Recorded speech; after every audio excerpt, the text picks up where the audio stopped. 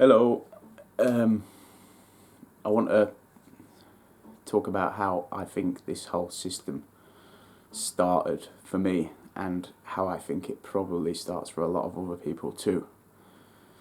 It started off after I'd seen the mental health for a complete different reason to the whole being targeted system or anything like that. It was basically like a mental health visit because I wasn't feeling too good about things. After that, I went and saw a mental health team, and they put me on to see a psychiatrist. After seeing the psychiatrist, the lady asked me a question, and she says, "Do you hear voices?" I said no, and after that she said, I said, "I hear my own voice," just sort of describing how one thinks, how a human being thinks. You know how you can hear your voice as you're thinking. But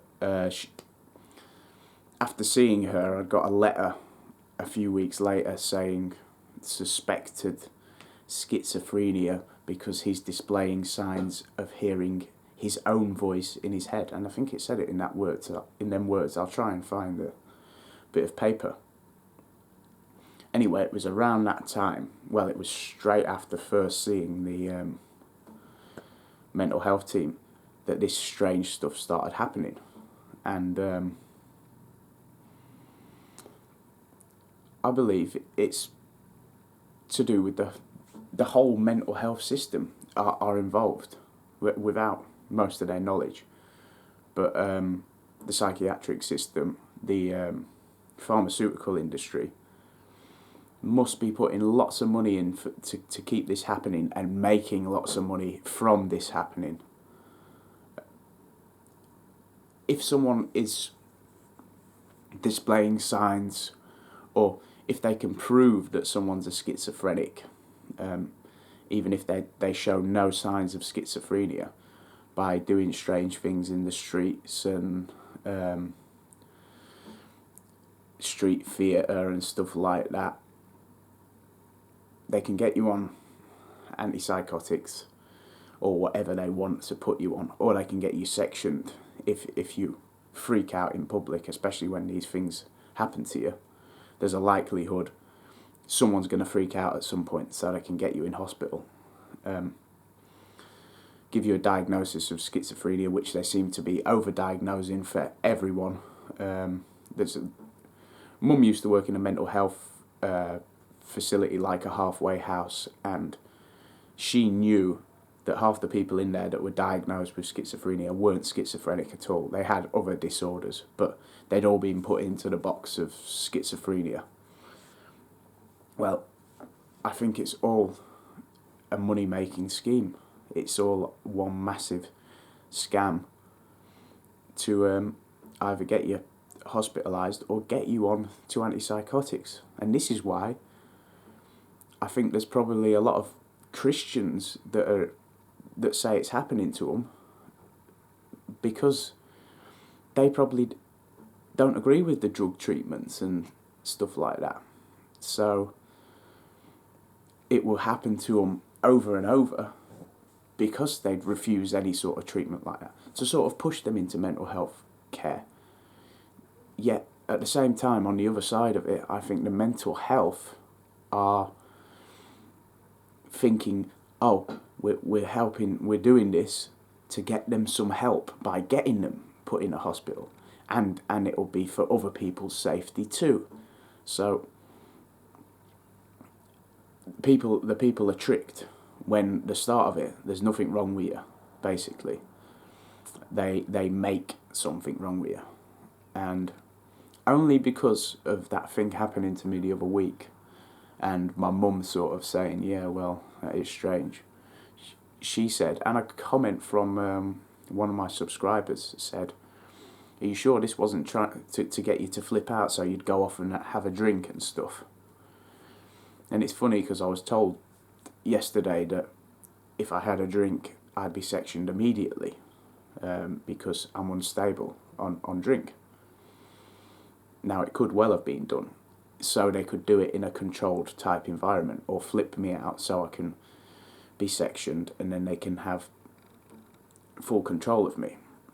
I've been given all these, I've been given this DVD and some other documents to tell me about clozaril or clozapine is the other name for it, I think. And the title on the DVD, it all looks all fabulous and all that. It says, "Your Journey into Light." And I'm thinking, this is propaganda to the max. It's ridiculous. But that's what my psychiatrist wants me on. And my mental health worker says he wants you on medication. He wants you on medication. And I'm like, are you going to give it a bit more of a think then? And I'm like, well, what do you think? You don't think I'm mad, do you? And so forth. And she said, no, not for now, or something like that. And I don't know. But I reckon mental health workers and other people involved learn sort of psychiatric tricks or psychological tricks to they sort of learn what people's triggers can be. So once you're within that part of the system, you get it quite bad. And I do think they're keeping a good eye on me. I know my mental health worker lady, she watches my videos and that. I know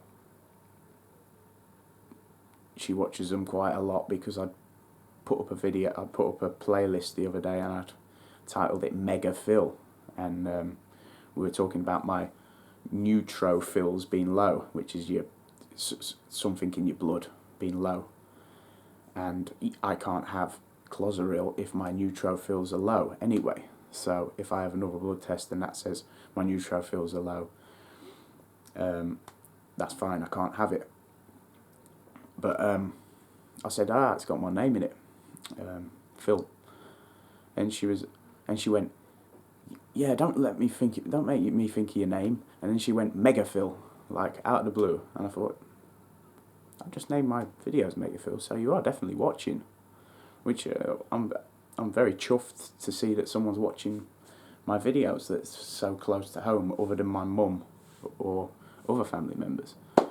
So in a way that's good, but at the same time I've got to be careful I don't say anything that makes me seem completely crazy. But looking back at all my other videos, if you are not a targeted individual or you haven't had the stuff happen to you, you are going to think I'm crazy through looking through the videos. But I think a lot of the things I talk about are logical, and there is scientific backing behind most of it, including people being microwaved or whatever. I mean, since the 50s. But anytime I say something like that, things seem to be discounted. They'll ignore that and move on. And it's like these people have been programmed to ignore what you're saying and to look it up and find out for themselves. Oh, hold on. If they were doing this back then, could they be doing this now on a massive scale? And with our extra street theatre and stuff involved, maybe we are a part of it too. But people don't seem to connect the dots together with that. So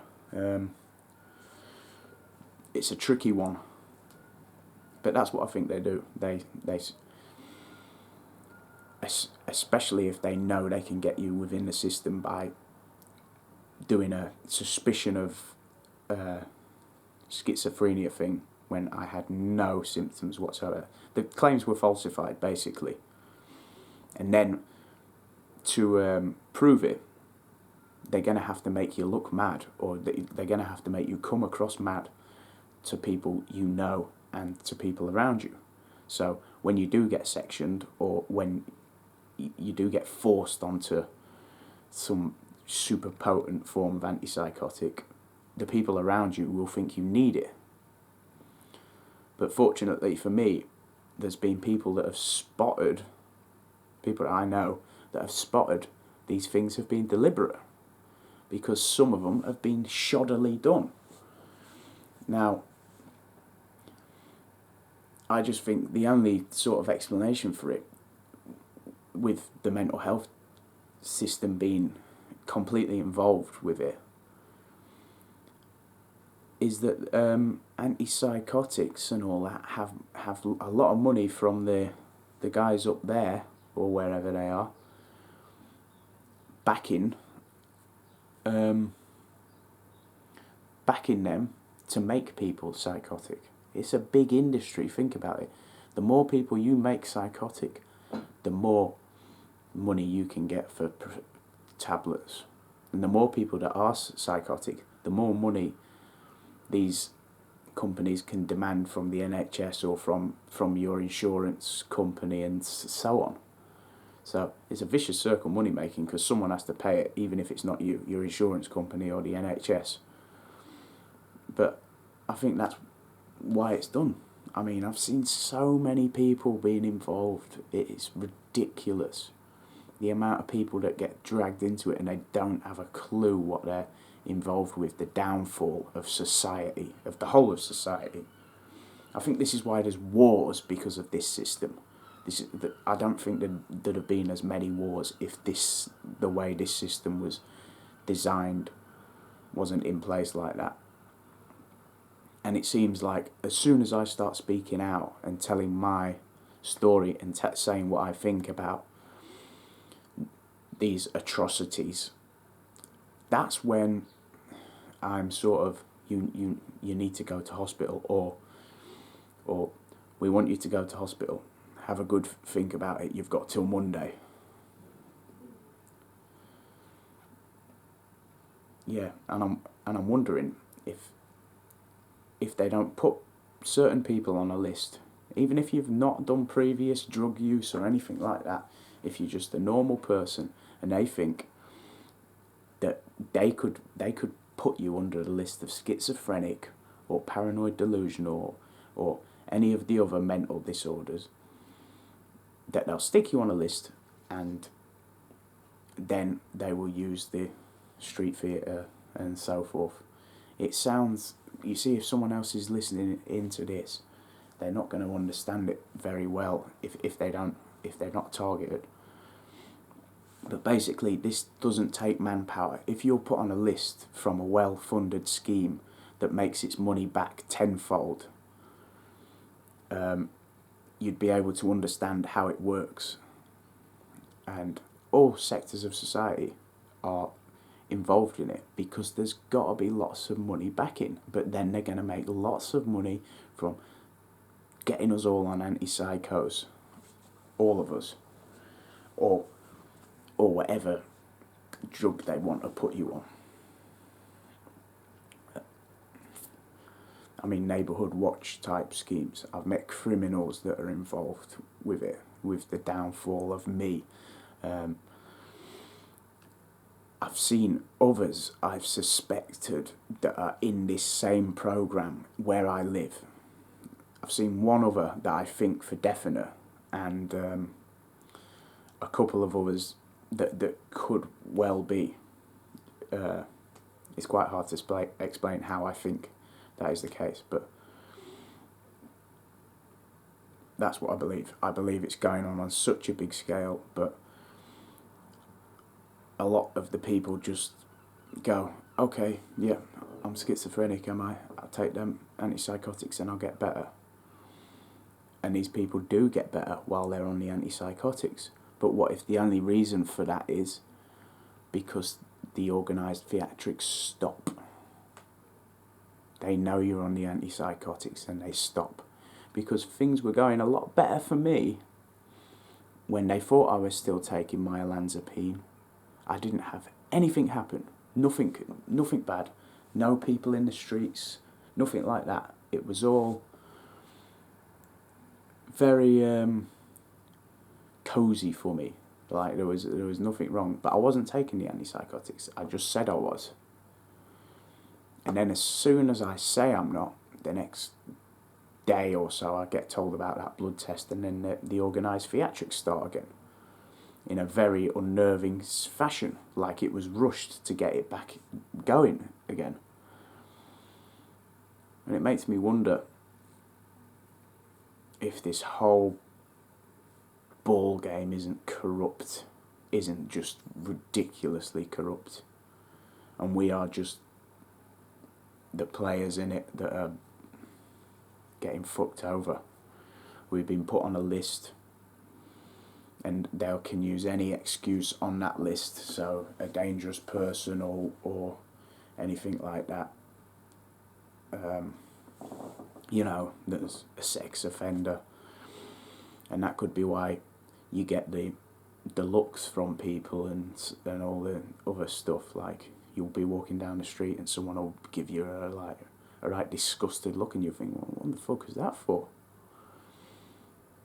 And it's not, and you find out it's not your head telling you that, because you're smiling and you're walking past jolly. A lot of the time I'll say hello to people and they will just ignore me, like not look away though, just sort of stare forward.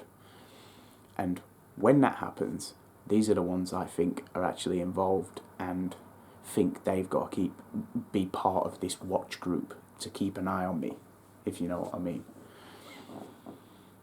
They don't answer you, a lot of them. So if I say hello to people and they're like, hey, yeah, and hello back or whatever, it feels better. It's nice when you get a hello back sometimes. But maybe that's just the world we're living in now. I don't know. But no, that's what I think happens. I'll reiterate over what I've said. They give you some form of assessment, not necessarily in your face, not necessarily in front of you. Then you get put on a list. Right, this guy can be made schizophrenic if we go on that way. Right, now we can medicate him. This is why I think people that are highly religious probably are continuously being stalked, because they refuse any sort of medication, because they know what they're seeing is not schizophrenia or another problem. Obviously it's going to send you a bit mad over time, but if you can keep your logical head on you and see how it actually works and see how they're doing these things, it's probably much better for you than to be injected with Clozaril. Plus, you're not injecting yourself, some stranger's doing it. So, and you've got to have blood tests every 2 weeks. A blood test every 2 weeks. So you're having your blood stolen from you all the time. So basically, if you haven't been a threat to anyone, you haven't done anything wrong, I think you're fine. Unfortunately, because I've done a very violent crime in the past, they could use that against me if they really wanted, I think. Because they could say, oh, he's likely to become violent like that again. Well, especially if I have a drink, because it was under the influence of alcohol. So, yeah, they can use that stuff as an excuse. But if you don't drink and you don't go to drink or drugs, you'll probably be fine with it. You've just got to find a method of holding your chest in and sort of coping with it, breathing properly and stuff like that. You should be A-okay. And I know, I'm not saying there isn't people that are natural, that become schizophrenic through other traumas and life events and so forth. But I'm just saying this is deliberate in my case. And I reckon it's the same with other targeted individuals. The pharmaceutical companies are going to be making billions, if you think about it. Extra couple of billion a year, or however much. Because I reckon there's millions of people all over the world getting this. Millions. I mean, they say there's 250,000 people on different stages of the Tempura project in England. So, all on different sort of stages. It'd be interesting to know if any of these people or all of these people are diagnosed with a mental health issue. Don't you think? Right, I'll leave it there. I'll show you my tiger I drew. Can you see it? Yeah, there we go. It's my tiger. There you go. It's some of my crazy paintings that I haven't finished. Some of my crazy work. I've got these up here. This is my type of stuff I like to do. They were done in prison. Then we got skulls, all different types. Yep. A wall back.